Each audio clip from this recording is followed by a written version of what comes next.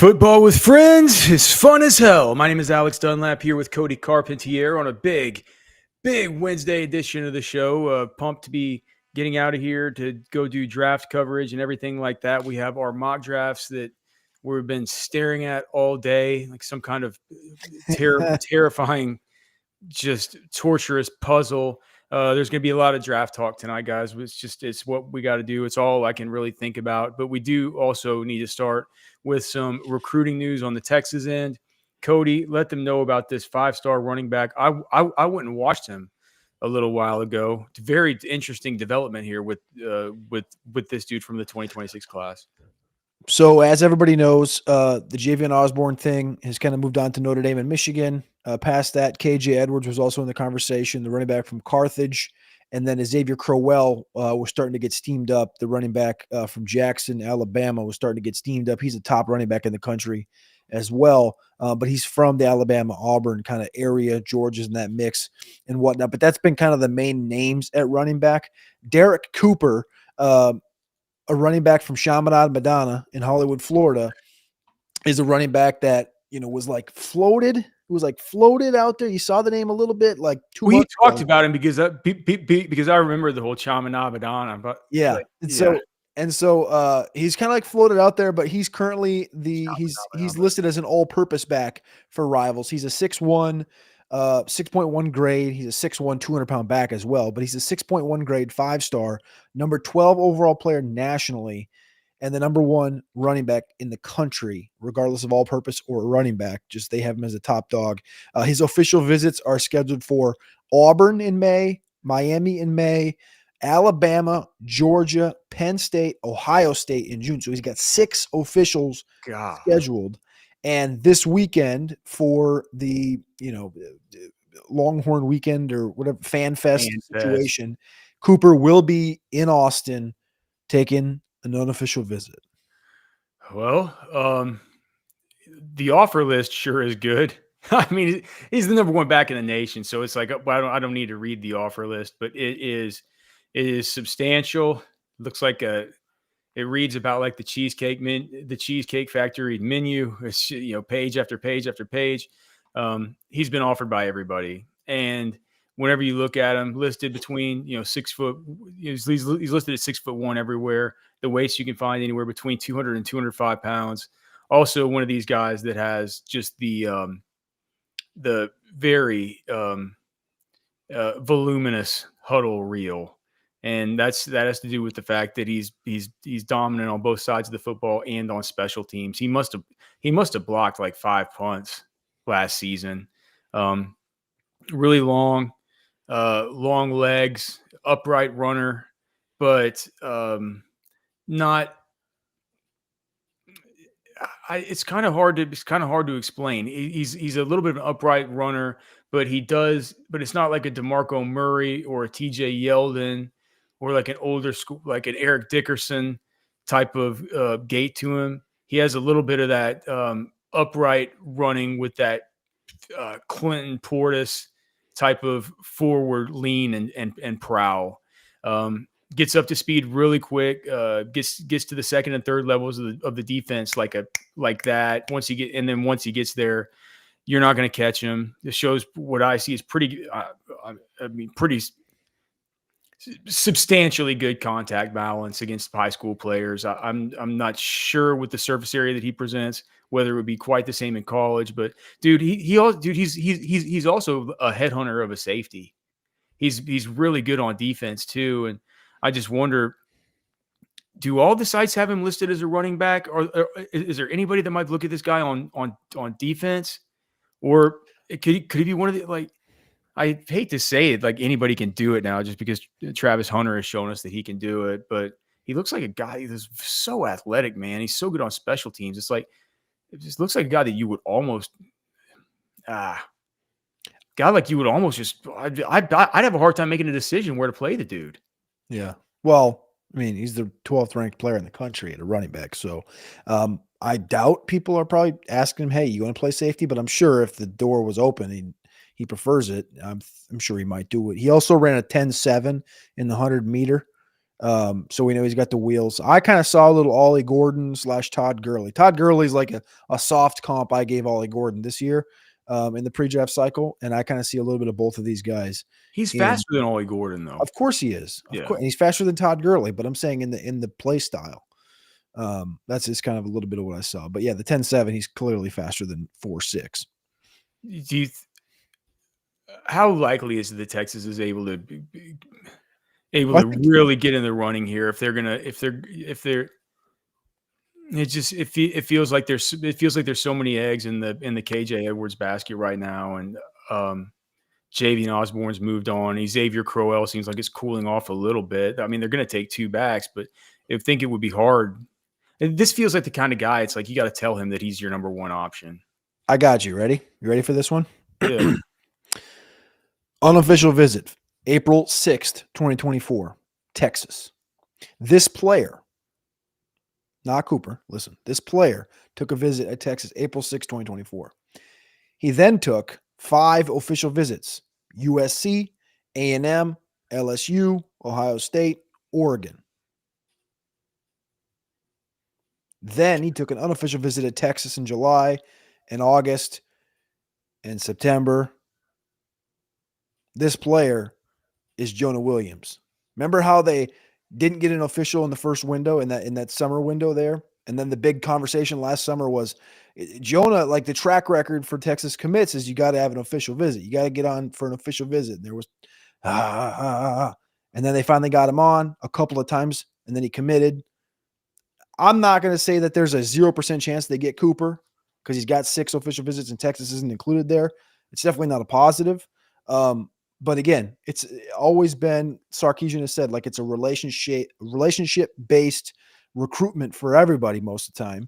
So they've obviously had a relationship because, again, like I said, the guy's name was brought up a couple of months ago, very faintly, and it could be a guy they're just sitting in the weeds on too, right? And he's got all these big schools. He's the top 12th ranked kid in the country, and they're just talk and get on campus and get on campus and get on campus. And then you get them on a couple times during the season and one of them counts as an official and the ball's rolling. So I'm not going to say it's a 0% chance.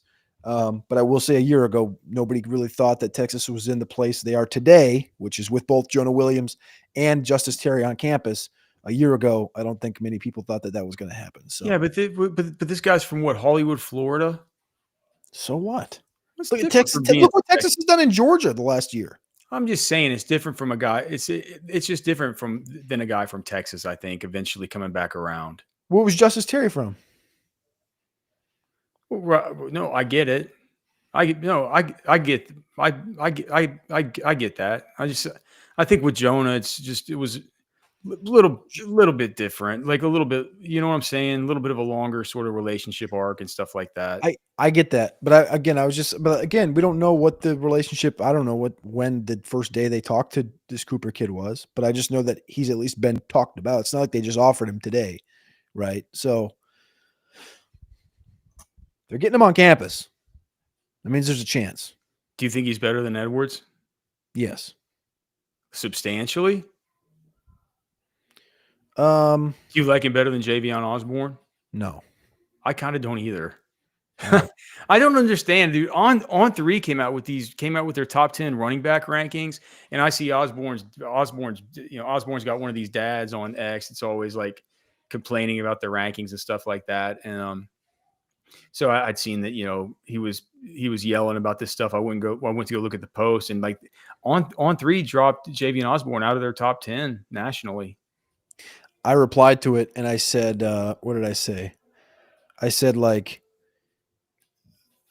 let the stats and something else. I said, like, let the stats talk. Actions and stats will speak. That's what I said. Well, in film. That's what actions are. And I know Huddle's not film, but or just highlights. It's like you look at the highlights, you look at the attributes. It's like I know Huddle's not film, but to be quite honest, I have friends that are, dude. I have good friends now that are like directors of scouting for big colleges and stuff. I talk to them about this, and they're like, "Yeah, dude, I offer people off Huddle all the time." Yeah, it's like you see the attributes and you're like, well, if they can do that, if they can do it once, we have the coaching staff to where they can recreate it. And I think Osborne just has some just maniacal traits. Look, Derek Cooper does too. Is there somebody else named Derek Cooper who we know? Yes, because I just figured this out earlier. What was the deal that happened? Keep saying Derek Cooper. I feel like I'm talking about somebody that we like do the shows with, or maybe somebody, I don't know. The name sounds familiar. I guess it's kind of a common name. Spelled kind of interestingly with the two R's, Derrek. But if you look, if you go watch his huddle, you can't help but be impressed. He's a guy. He's a guy that. And look, Cody, I wasn't saying earlier that I think he needs to play safety. I'm just kind of wondering if anybody is interested in that. Yeah. I know you weren't talking about like a position switch. I was just, I think the idea, like the Travis Hunter thing, has if he wants to, sure. But what I was saying was like I haven't seen anything out there, right? Because he's such a high end running back that I think I mean if they have him graded, I think that Rivals and stuff. I should probably know this, but I would think that Rivals would list him at what he wants to play. Yeah, you know what I mean. Well, I think there was a little thing with Hezi Kent, who Hezi Kent is again tight end / tackle. I think a couple of sites had him listed at tackle, and a couple have him at tight end. And I think he tweeted at one of the sites and was like, "Yo, put me at tight end." He's like 6'5", 260. He's got an OV for Texas on the 13th. He's from Brunswick, Georgia. So he's listed as tackle right now on Rivals. But I think he tweeted at him and was like, "Yo, I'm a tight end," type of thing. And funny enough, he kind of looks like Malik Agbo. So Derek Cooper, there it is. We'll see how it goes. Jason's going to be up on campus this weekend, stalking the recruits at the Fan Fest and trying to get phone numbers from all the various 16-year-old boys so we can have all the intel that we need to talk about the young 16-year-old boys here on the show. Anything else recruiting wise before we can just start talking about the draft? No, man, it's a big weekend. It's a big weekend. Texas versus Texas A&M baseball coupled with the Fan Fest. I think I heard Jason was asked. I can't remember which show it was on. I think it might have been the Recruiting Hour. He was asked about any expectations for this weekend for like commitments or anything like big. Like it sounds like maybe not. Like as far as probably not, right? So I think it'll just be a good weekend of visits. The Derek Cooper thing seems big. I know there's a bunch of other dudes coming in. It's a scrimmage weekend. Hopefully we can get some nuggets from that, and spring ball be a wrap. Yeah, man, it's great. It's wild, dude. It's like just like that. Spring ball is going to be done. The draft will be over with, and we're going to have to keep rocking here through the show and just get more into the recruiting weeds and all the rest of it. We'll have the spring meetings coming up. I guess the end of May. Apparently, Onwar is going to go to that. They're not credentialing many people for that, but then we'll have dude. Before we know it, we'll blink and we'll be in Atlanta for the SEC media days, and can't wait. They'll be kicking off. Soon we'll be doing roster watch cheat sheets, and the next thing you know, they'll be kicking off in Columbus. It's just wild, dude. It's going to go by just like that. It's gone by just like that just to get to the draft, right? And I went to Texas Beef Traders today. We can see our links there for Texas Beef Traders and for the beef jerky. Got Cody and I each a couple bags of beef jerky. Got myself some snack sticks. I know Cody has some snack sticks in a little care package that Darren is sending him this week, so he'll have that and some of the Texas tenders that are so delicious. All kinds of great smoked snacks that they have up there at Texas Beef Traders. But dude, today, Wednesday's the day, man. If you want to go up there and see the action happen and the magic happening when the truck comes in from MTX Ranch and they just get to unload all those beautiful cuts of beef, fresh beef, never before frozen, straight from the processor right there. No vaccines, no antibiotics, no weird shots, no HGH or testosterone steroids, none of this stuff. Just pure, clean beef from a herd that's never been commingled with bovine nutritionists there on staff. You get 10% off whenever you tell me you heard about them on Football with Friends. There are great friends at Texas Beef Traders. Go see Darren. I guarantee you'll have an awesome time if you just go into the shop. Just go into the shop. Say, Darren, let's just do the thing, man. Alex said if I ask you to do the thing. All right. All right. Texas Beef Traders. Go get 10% off and order some beef jerky. There's a link right there in the side. Although I did take the last of the hot honey today. So if you order Dude, that, you might not get it until next week. All right. I don't know. What about the Kelvin Banks thing? Why did Todd McShay? And here's the thing, dude. So Kelvin Banks today, if this come all the way back around, Todd McShay and Peter Schrager put him at number 6 to the Las Vegas Raiders, and it for so long it was his arms are too short. He's going to fall to the 20s. He's going to do all this stuff. And I always felt like that was a mass overcorrection. I was always like, no, man, he's going to go at 10 to the Bears. He's going to go at 11 to the 49ers. He could go at 12 to the Cowboys. I told you earlier today, Cody, I got a little bit freaked out about the Cowboys with Jerry Jones saying, look, our running backs weren't bad last year. The reason the running game was bad was because of the offensive line. Like, could that be a bank spot? my brain, Alex. But then 13 and 14, he's going to go between 10 and 14 is what I've been thinking. I've been thinking they're getting too low on him. 6 and 14. Now 6 is in play for Kelvin Banks, and I'm wondering. I mean, does Peter Schrager know? I've been so bent up. Well, Schrag didn't mock him there. That was McShay. Okay, no, I think Schrager did too, didn't he? Schrag put him at. I got it right here. Schrag put him at 14 to the Bears. Oh, okay. Somebody else put him at 6 though, besides McShay. Looks like Band's going to put him at 6, but there was somebody else. Regardless of what it was, man, I think it's a super rebound. I think it's a super boomerang. I think they're coming back too hard. And you know what? I'm going to stick with Membu at 6 because I did it, and Raider fans hated me for it, and I continue to think it's the right thing. So that's where I'm gonna sit with it. But I do think there you go. Matt Miller had it, but I think Banks is definitely in question at 6 to the Raiders. I think he's been in question at 10 to the Bears. Saints is obviously an open door. They could use guard or tackle help there. Niners, Cowboys, Dolphins, and then Colts feels like the ultimate floor for Banks. That's where that's kind of where my brain goes. We have the so Sark After Dark saying Schrager's dialed in. I get it. He's dialed in, but he's not that. I was looking at the huddle report today. I'm ranked ahead of him. He's dialed in on a certain. You have to know what you're looking for when you're looking at Schrager stuff. I'll just put it that way. He's dialed in for sure, but you got to know what you're looking for when you look at Schrager stuff. So on the huddle report, I am out of the 75 qualifiers that have played for at least 5 years, I'm ranked number 28. And Schrager, am I ahead of Schrager? Oh, look at this. I'm ahead of Daniel Jeremiah. Yeah, I'm Jeremiah's ranked 30. I'm 28. Peter Schrager's 33. Yep.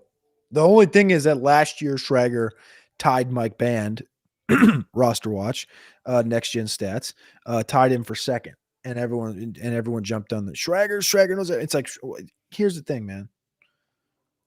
He's good. He's dialed in with a couple of different things, but nobody has a perfect mock. Who did he send to the Bills? Every time I see him at the combine, he's always with Brandon Bean. Malachi Starks. Really? Yeah. I might have to send Malachi Starks there. He's always with him. So an interesting Starks note that comes from Next Gen in the draft IQ was that current Bills cornerback coach Jamil Adade, who has stops on his resume at Georgia, Miami, and Virginia Tech, among others, was the coach that recruited Malachi Starks to Georgia. Well, I'm going to have to make that change. I don't love sending Malachi Starks where I have him, and I'm starting to get a little bit worried because I have Will Johnson going there. Yeah. Is safety a big need? Yeah. I mean, Poyer's gone. and then Rap is gone. I think. Let me pull it up quick. The thing is, I was talking to like our guy Nick from our good friend, and he was like D tackle, and he doesn't do anything with the Bills. He's just a fan. But they have Taylor Rapp and DeMar Hamlin as their back end safeties right now. Malachi Starks is minus 1,000 to go in the first round, and so it's kind of.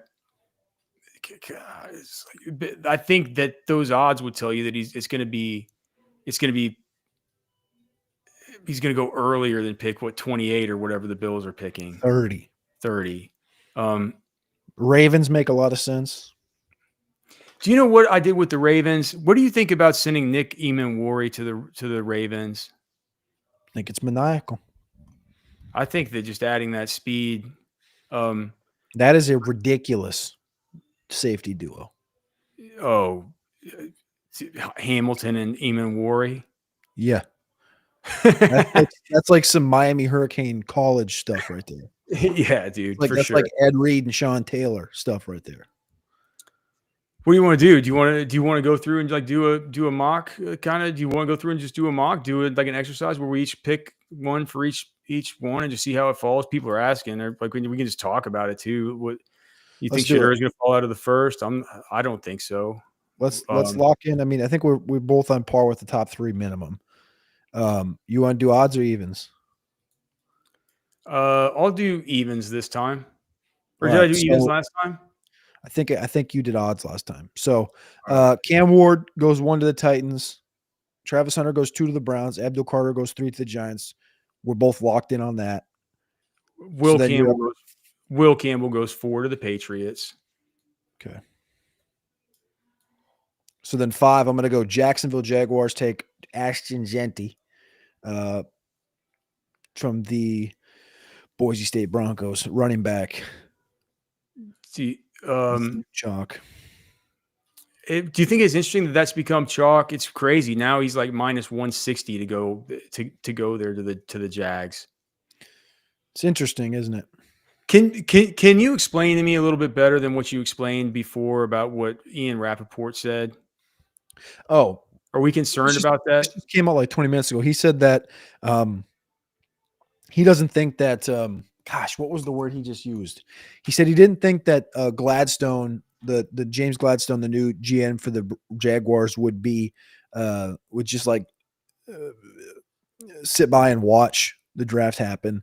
Like he would be aggressive per se, like Les Snead is in Los Angeles.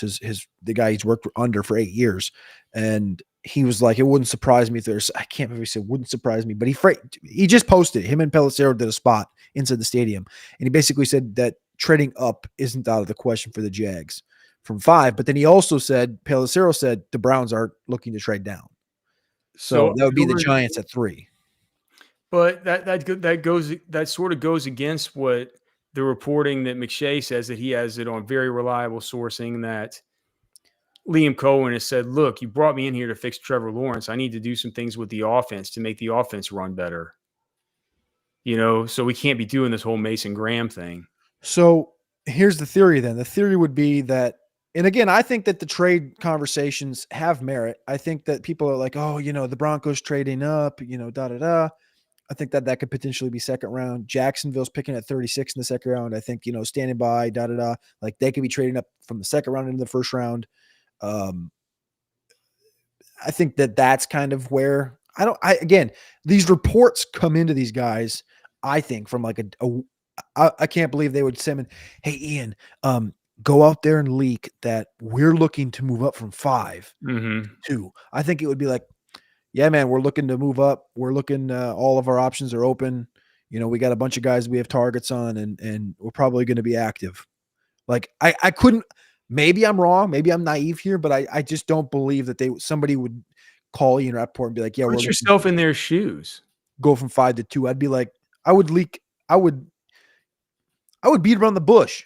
Really, I would be like, yeah, we're open. We're looking. If you're a GM, like I understand that this is a give and take thing. This is an information thing. But if you're a GM,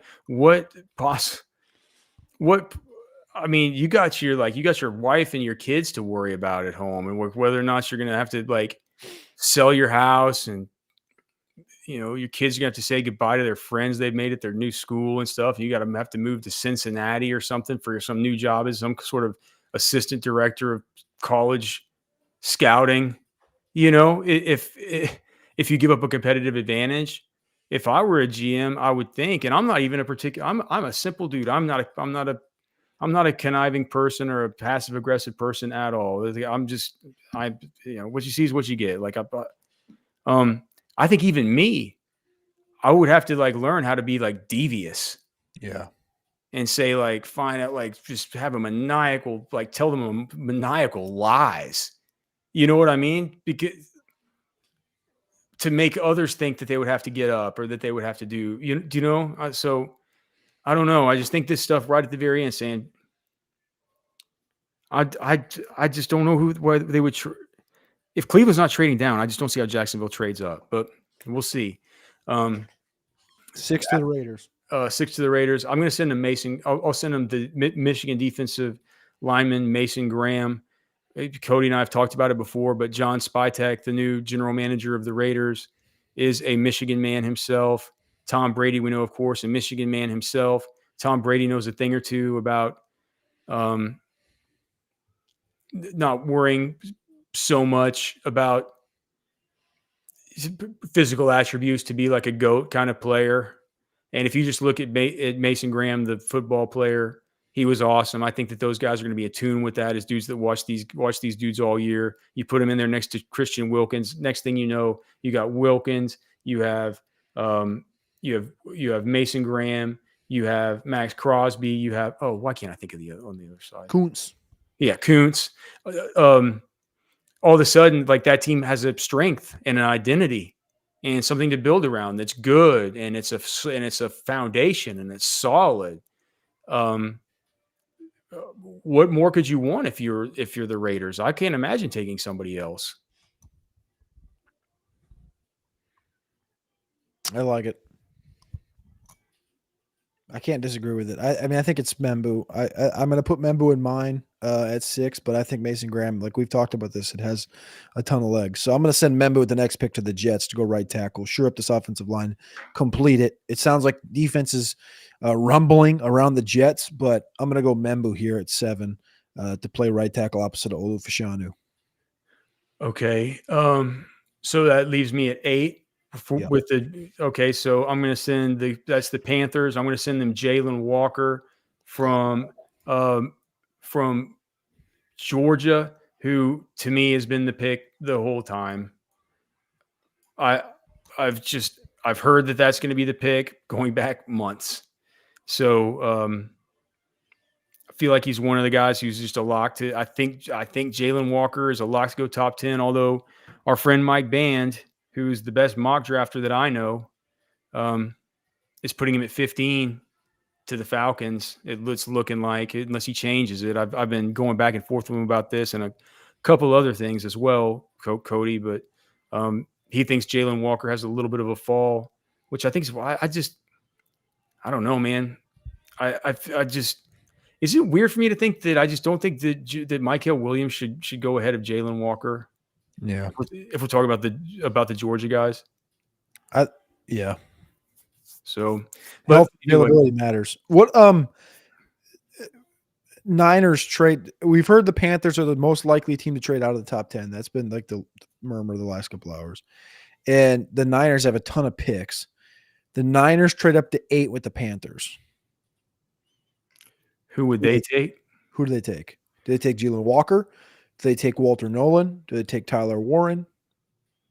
I don't think you need to trade up to take Walter Nolan. And you have to jump in the Bears and Saints, who both have needs. You have to get a defensive tackle. I don't think that they jump. I think that they can sit there and they can get Walter Nolan. It's only 3 spots, is what I'm saying. Like you're going ahead of the Bears.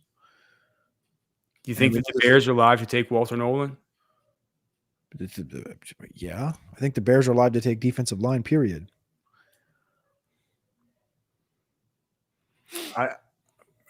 Dude, I think you bring in Ben Johnson. I think if you bring in Ben Johnson, And you have really good offensive choices there, especially along the offensive line, and like a Tyler Warren at tight end. I think you take one of those dudes if you're the Bears.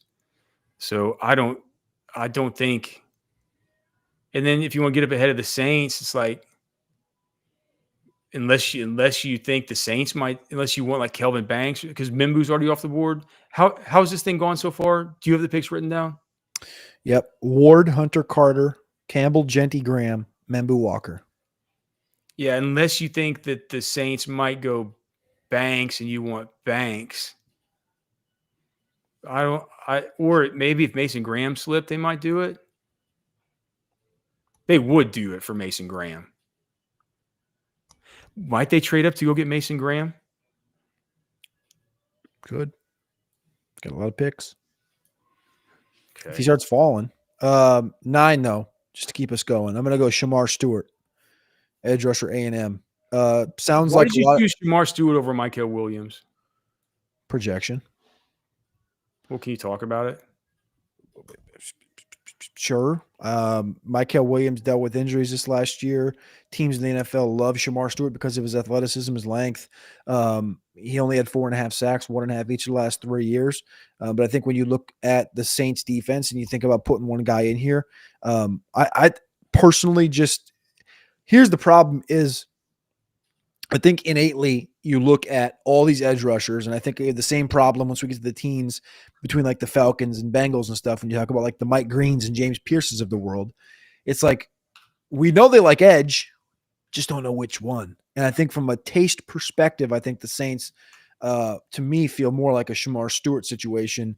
We heard I was listening to McShay a minute ago. He was saying that some teams are not happy with Shamar Stewart because he ghosted them basically on private. What is wrong with these guys? Private workouts. He was supposed to have like private workouts, or they requested private workouts, and he ghosted them.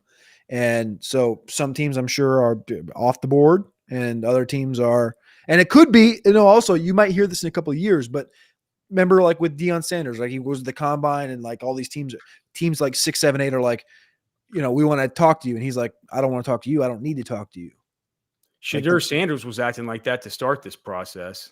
Well, that's the other thing. That's the other thing is that McShay just said, like, I know. So here's the thing, man. I don't know if you listened to this latest McShay. I haven't listened. Literally dropped an hour ago, but he basically, remember at the combine, coming out of the combine, it was like all the murmurs of like, there's teams that were not impressed with Shadur Sanders. Coming out of interviews. No. Today, he said it was bad. Now today, when he got to the Shadur Sanders pick, and he was like I think he was at 21 talking about Pittsburgh, and he's like, talking about this could be a Shadur Sanders spot. He goes, the one thing I know is that Shadur Sanders will not be a Giant and he will not be a Saint. Huh. And he basically then went on a diatribe. He goes, for like another second, he goes, we said after the combine, we wondered why none of the big media were talking about it. Some people did not love him. But he said Giants, he will not be a Giant and he will not be a Saint. So that brings us down to Browns and Steelers. In personal opinion. All right. So, okay. So what are we at? 10? Yes. I'm sticking with my mock, dude. And I think this could be Kelvin Banks, but I'm going to stick with my mock. I think that Tyler Warren goes ahead of the Penn State tight end, Tyler Warren. I think he's going to go ahead of Banks. He's one guy that's considered a blue chip by all these people, ex-NFL GM. Greg Gabriel, ex-Chicago Bears GM, Greg Gabriel, has said that if Tyler Warren gets to the Bears, he won't fall past the Bears. In this mock that we've done, he's there at 10. In my mock that I did, he's going to be there at 10. We'll a lot have him going at 7 to the Jets. But in this scenario, I think that they take him. Run a lot of 12 personnel with him and Cole Kmet. You have your 2 stud outside receivers and Rome Odunze and DJ Moore, and you have maybe an opportunity if you want to take a stab at left tackle. I think their second round pick, they might be able to have a shot at like in what's Ursuri's first name? Ariante Ursuri, somebody like that. I think that I don't know. Maybe I might like the combo better though of a Kelvin Banks and an Elijah Arroyo. I think this is a predictive mock. It's not what I would do. I think they're going to take Tyler Warren. All right. So then I'm on the clock at 11. 11, same frame. I'm going to go Walter Nolan, defensive tackle, Ole Miss. He's gotten that rebound, got that flat circle rebound coming right back to the top. Kind of same thing with Shamar, and even to the same extent, a couple of other guys where there's some off the field question marks, locker room stuff. But he's a stud, just like Jalen Carter had his issues before the draft. Walter Nolan's a stud, and there's been people that have said, like, we see some Jalen Carter in Walter Nolan, maybe not to the same extent, but again, that caused Jalen Carter, to fall from a top 5 pick to pick 10 to the Eagles. So Walter goes here at 11 because the Niners need it bad. I also think Kenneth Grant from Michigan could have merit, but he's a 2-down guy. I think Walter Nolan's a guy that could come in and play right away. Do you think Banks could go to the Cowboys? I think Banks goes one of these next 3 picks. I currently have him going at 13 to the Dolphins, and I have the Cowboys taking Ted McMillan from the wide receiver from Arizona. Gosh, I don't know though, man. I mean, I think I would take Banks. So I have Booker to the Cowboys, Simmons to the Dolphins, and Banks to the Colts. You're sending Tyler Booker that early? Yep. I think they got him in there, and Jerry talked to him, and Tyler Booker, blew his socks off. And that's the thing about Tyler Booker, the guard from Alabama, is like he won the offseason as far as just Mr. Personality. Like he's the Mr. Locker Room is who he is. Everybody loves him. He's the bring him to date my daughter type of guy. You put that guy at right guard next to Terrence Steele. You got another. I'm not saying you have a Zach Martin, but you have a dude who's going to be there for 10 years. You just start mowing lawns. That's what you start doing. He can move people. He's just tested so badly. I know the Cowboys, they do have some level of analytics that they look at now. All right, so but with the Cowboys, I'm gonna go with my mock, dude. I'm gonna say I'm gonna send him Ted McMillan. Is that bad? No. I think the door's open, I think, there. So I like it. I think he complements CeeDee Lamb nicely. I think that they'll be able to get offensive line help, second, third round. Mate, dude, I would love them to get Carson Vincent from Alabama A&M in like the 4th or something like that. Did you put him on your top 100 big board? No. You just because you're trying to win and you don't think he's going to go? Yeah, I'm trying to win. Okay. If you weren't a coward and you were just doing it like with your real actual rankings, would you put him on your top 100? Yeah, and I did my actual rankings 3 years ago, and I got a 70, which was like bottom 10 in the competition. Is 70 that people win in that thing with like an 85? I guess 70 and 85 is a big difference. Big difference, and it's like you and it's a great contest, but at the same time, it's so annoying because it's like you gotta play the game. Yeah, you gotta play the game. It's even if you're like, man, I think this guy belongs here in the NFL. I just know the NFL's not going to view him that way. It's like I did it with. So I think player 100 for me was Torrey Horton from Colorado State, and I'm like, for me, Torrey Horton's going to be like in the 70s, but for the NFL, it's like I didn't have him in there until like the last second. So, But anyway, 13 to the Dolphins. I'm going to go Josh Simmons, tackle, Ohio State, left tackle, replacing Terran Armstead. We had some, I think a tweet from Ian Rappaport came out in the last hour about teams being impressed with his progression so far from the injury, the torn patellar tendon. He was working out at the pro day with no knee brace on. So I'm going to go Josh Simmons, left tackle, Dolphins. Good to know that Rosenhaus still has Rap Sheet's phone number there to be able to urge him to go ahead and get that good news out about his client. The Colts pick at 14. I'm sending them Gray Zabel, the guard from North Dakota State. Even with Banks available? What? Even with Banks available? No, I'm sorry. The Dolphins. Oh, you have the Dolphins taking them? Oh I took God, Simmons. Yeah, I dropped Banks right into your lap to play sorry. Yeah, guard. then I have to take Kelvin Banks here. I take Kelvin Banks at 14. Sorry, I was looking at my list here, and I already had Kelvin Banks off by then. So yeah, Kelvin Banks will be the pick at 14 here. He meets the they really need right to tackle long term, but they need help inside at guard if they want to move him inside to guard. In the meantime, I think that's probably fine.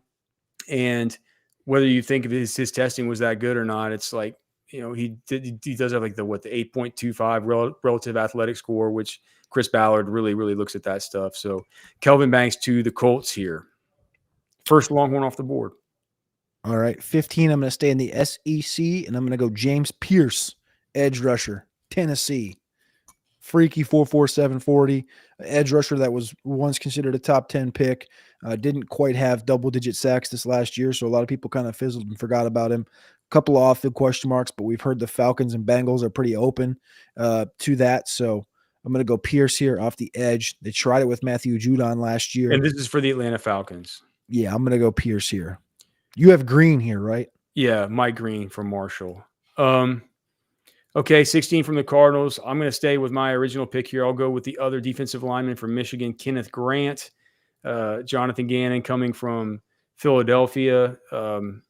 Sees how Howie Roseman has built teams and knows that, if you just draft these big dudes in the middle, you're gonna end up profiting. These big athletic dudes in the middle. They did bring in Calais Campbell and Calais Campbell and Dalvin Tomlinson, but Calais Campbell's he's like 40 years old. So I think that Kenneth Grant here will be my pick. And since we're halfway through this mock, we'll speed it up for the second half here, Cody. But we have to give a shout out to our good friends over at Specs. Have you heard the news? Specs is turning 63, and we're celebrating you. Whether you're looking for whiskey, canned cocktails, or wine, Specs has it all with Texas-sized savings all month long. Specs. Cheers to save. Oh, yes, Football with Friends here on a special eve of the draft. We're going through a quick Alex and Cody mock draft here on Football with Friends. We are now at pick 17 to the Bengals. What do you got, Cody?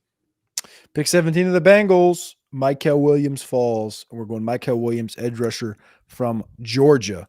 Again, conversation right there at 9 with the Saints. He falls here to the Bengals, and the Bengals are dancing in Cincinnati for 17. Gosh, they are dancing in the streets.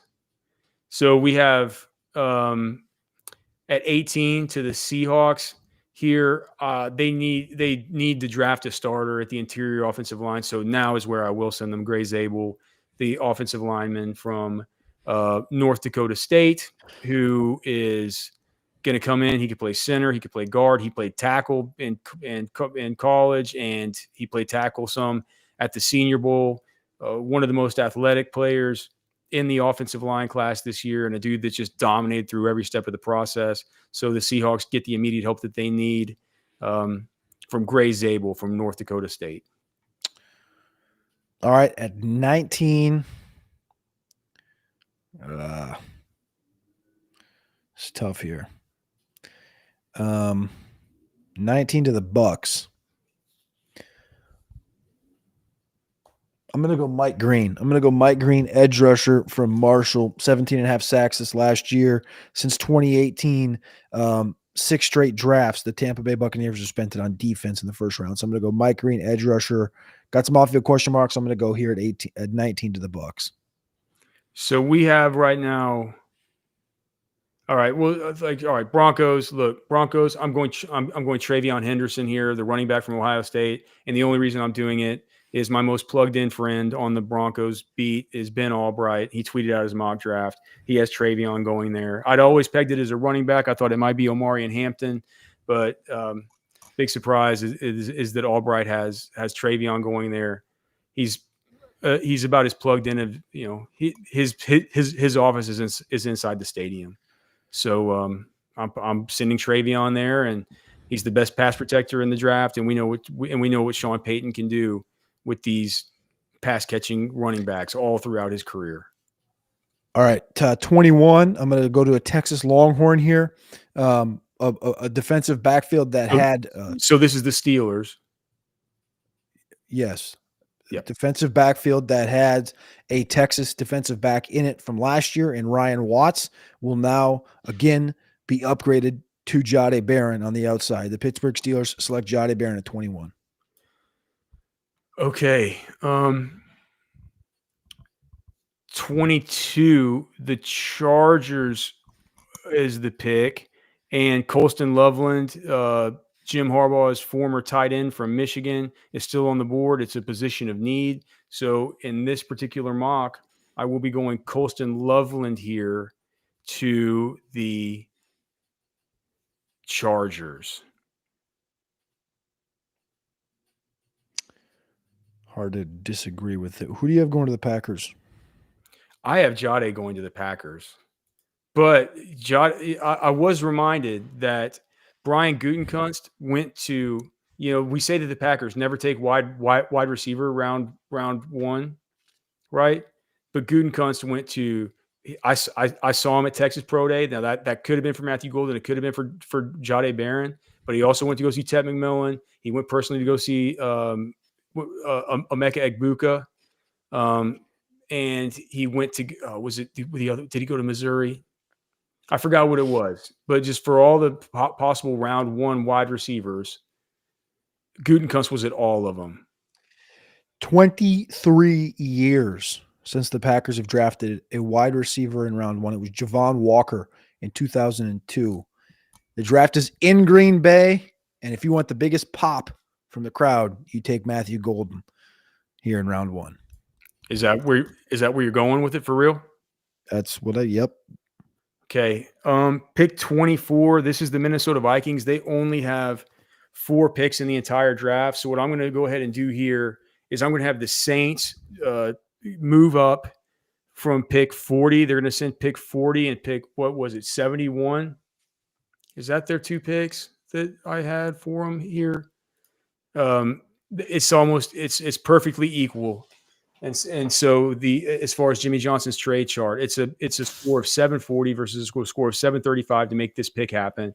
The Saints move up. They take Jackson Dart, quarterback from Ole Miss. They're not going to use the number 9 pick on him, but they will trade up here into the first to go ahead and take Jackson Dart with Minnesota, who desperately would like to add some extra picks here through the meat of this draft. There's a lot of good players in round 2 and 3.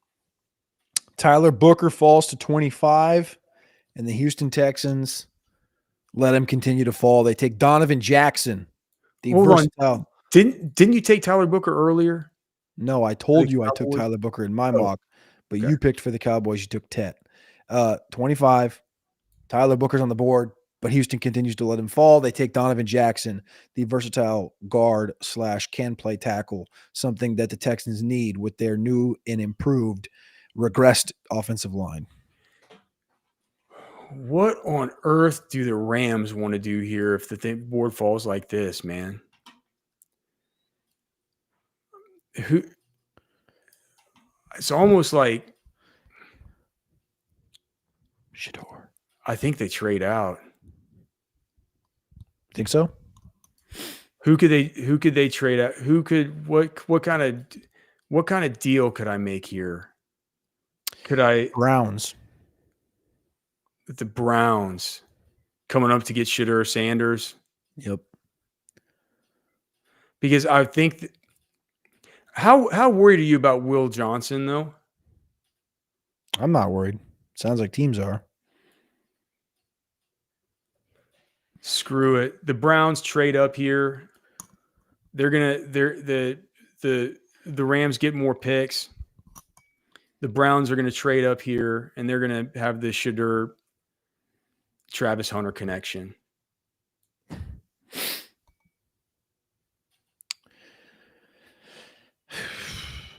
Yikes. That's crazy. Well, is it that far out of the realm of possibility? I don't think it is. Not at all. Baltimore Ravens. We're going to go safety. I'm going to go Malachi Starks here. We're taking the button. 27, Malachi Starks joins the Baltimore Ravens, safety from Georgia. Okay.